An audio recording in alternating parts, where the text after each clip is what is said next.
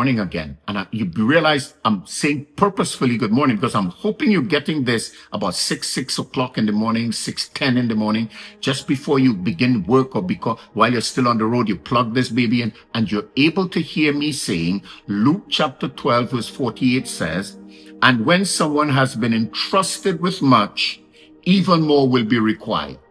The first one, you've been given some stuff. So it's for you to operate. It's for you to organize. It's for you to utilize. You're in control because now it's in your domain. But when you've been entrusted with something, it means that the owner retains ownership and authority over it, but they've given you use of it. And I'm wondering, what has God retained ownership of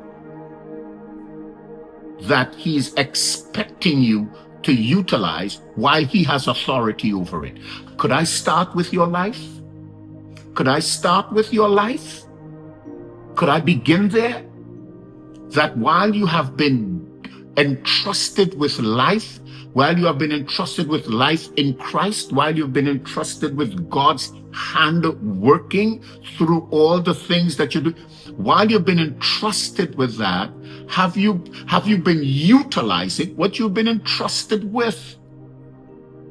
The life that Christ gave to you, at some point in time, he's going to call that life back and do an assessment if you've worked the works of him who sent you while it was day, because the night is coming when no man shall work. I wonder, have this thing that has been entrusted to you, that God continues to have authority over and control over, have you utilized it? Has God done all of this so that we can simply declare, I am a Christian?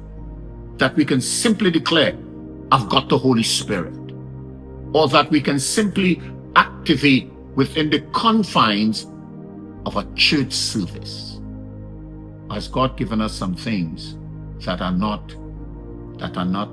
boundaryless, that are unrestrained, unrestricted?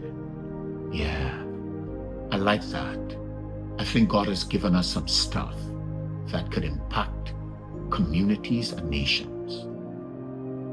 We've been entrusted with it. It's time that we use it.